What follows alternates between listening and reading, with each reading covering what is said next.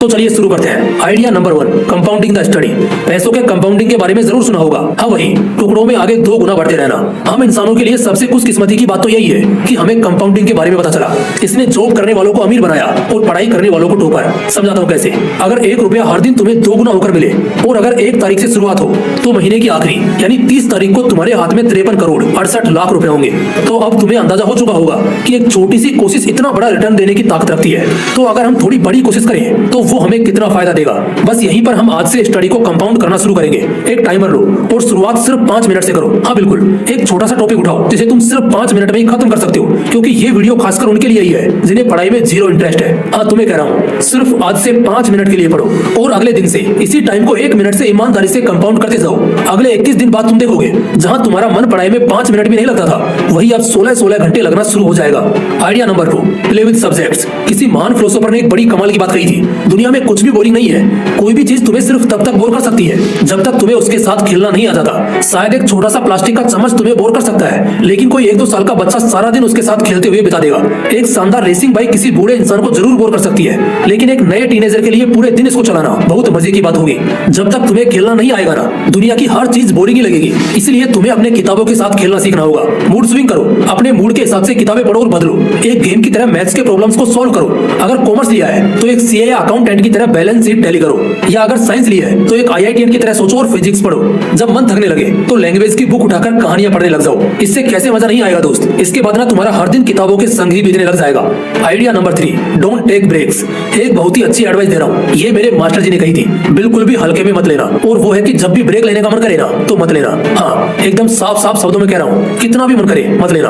अगले 21 दिन तो कम से कम बिल्कुल मत लेना। इसकी वजह बताता हूँ। शायद 1-2 घंटे तुम पूरे फोकस के साथ पढ़ भी लो, लेकिन इस पूरे फोकस को हिलाने के लिए ना तुम्हारे ब्रेक का सिर्फ 10 मिनट भारी है। क्या करोगे उसमें? सोओगे तो सीधा 4 घंटे के लिए। इंस्टा चालू किया तो फिर दोबारा लौटना नामुमकिन है। बाजार घूमने गए तो काम पे लगा दिए जाओगे। अगर खाली बैठे या कुछ खाया तो भी नींद आएगी, और अभी तो तुमने चलना शुरू किया है। ऐसे में अभी तो बिल्कुल भी ब्रेक नहीं लेना है। अब तुम समझ चुके होंगे क्यों मना कर रहा था मैं। Idea number 4, only morning and evening study. सिर्फ और सिर्फ सुबह में और शाम में पढ़ो। बहुत ज्यादा खाना खाने से एनर्जी नहीं आती, सही खाना और सही ढंग से खाने से एनर्जी आती है। सिर दर्द जोर पर होगा तो पढ़कर क्या ही कर लोगे, सिर्फ समय बर्बाद होगा। दोपहर का समय और रात का समय कुछ ऐसा ही होता है, इसलिए सुबह और शाम को पढ़ने को बोला गया है। सुबह जब तुम उठते हो 5 से 8 बजे और शाम 6 से 9 बजे। अगले 21 दिन कुछ इस तरह से पढ़कर देखो। अगर 22वें दिन चेंज नहीं आया या अगर खुद तुम्हें मजा नहीं आए तो कमेंट्स में बोलना।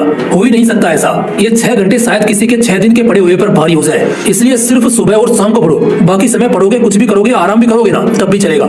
Idea number 5, do easy ones first. सबसे पहले ना उन चैप्टर्स और कॉन्सेप्ट्स को पिक करना शुरू करो जो आसान लगते हैं तुम्हें। चीजें ना हमें तभी पसंद आती है जब वो खुद हमें करना आता हो। अभी शुरुआत है और शुरुआत टफ रहेगी तो सफर ज्यादा लंबा नहीं चलेगा, क्योंकि जिम या किसी भी ट्रेनिंग की शुरुआत हमेशा वार्म अप के साथ होती है, क्योंकि सीधा हार्ड पे कूदोगे तो इंजरीज हो जाएंगे। इसलिए हम शुरू करेंगे एकदम आसान चीजों के साथ, इतना आसान कि जिसे हम बिना देखे कर सके, और फिर जैसे जैसे हम आगे बढ़ेंगे उसी लेवल से पढ़ना शुरू करेंगे। और मैं शर्त लगाकर कह सकता हूँ 21 दिन की आखिरी तक पहुंचते पहुंचते जो सबसे टफ होगा वो तुम्हें हाथ का मैल लगेगा, और तुम्हें झटका लगेगा ये सोचकर कि साला इतनी चिंदी सी चीज से मैं कुछ ही हफ्तों पहले इतना डरा करता था। Idea number 6, add your study to any of your favourite music beat. तुम जो पढ़ते हो क्या तुम उसे अपने किसी भी फेवरेट म्यूजिक बीट के साथ ऐड नहीं कर सकते? चलो ऐड करना छोड़ो, इमेजिन तो कर ही सकते हो। साइंस में ना एक होता था पीरियोडिक टेबल, उसका एक बहुत ही बढ़िया रैप होता था, तो बहुत सारे बच्चे उसको पढ़ते नहीं थे, बस रैप के साथ याद कर लेते थे, और उन्हें वो चीजें 10 साल बाद भी याद रहती थी। इसी तरह अगर तुम अपने स्टडीज को अपने किसी भी फेवरेट म्यूजिक में इमेजिन करना शुरू कर दोगे तो ना सिर्फ वो चीजें तुम्हें जल्दी याद हो जाएंगी, बल्कि तुम उन्हें कभी भूलोगे भी नहीं। इसलिए जो भी चीज तुमको टफ लगे,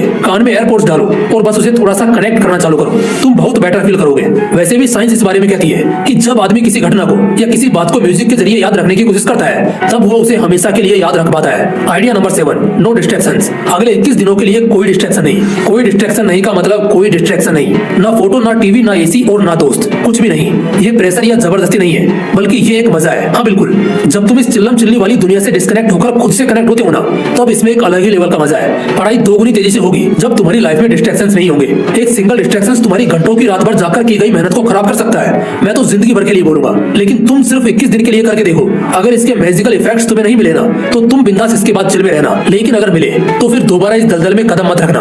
हर वो चीज जो तुम्हें भटकाती है उसको या तो खुद से दूर कर दो, और शायद अगर दूर ना कर पाओ तो खुद दूर हो जाओ। आइडिया नंबर 8, रिवीजन डेली और 10 मिनट्स कंपाउंडिंग। लास्ट लेकिन सबसे लास्ट रिवीजन, वो भी सिर्फ 10 मिनट के लिए। ये भी कंपाउंडिंग की तरह होगा, बस 10 मिनट की रिवीजन डेली करनी है और एक एक मिनट से हर रोज बढ़ाते रहना है। तुम देखोगे कि जब तुम 21वें दिन पहुंचोगे ना, उस वक्त तुम्हारा सिलेबस कंप्लीट भी हो चुका होगा और दिमाग में छप भी चुका होगा, क्योंकि तुमने पढ़ाई की क्वांटिटी और क्वालिटी में भी कंपाउंडिंग करी है और साथ ही रिवीजन में भी। इससे तुम 21 दिन बाद टॉपर के भी बाप बन जाओगे। बस करना कुछ नहीं है, सिंपल है। हर रोज ना सिर्फ 10 मिनट के लिए जो कुछ पढ़ा है ना अब तक, उसको रिवाइज या विजुअलाइज करना है और हर रोज 1 मिनट से इसको बढ़ाते रहना है। दोस्तों उम्मीद करता हूँ ये वीडियो आपको जरूर पसंद आया होगा। अगर वीडियो अच्छा लगा तो इसे लाइक करना और अपने दोस्तों के साथ जरूर शेयर करना।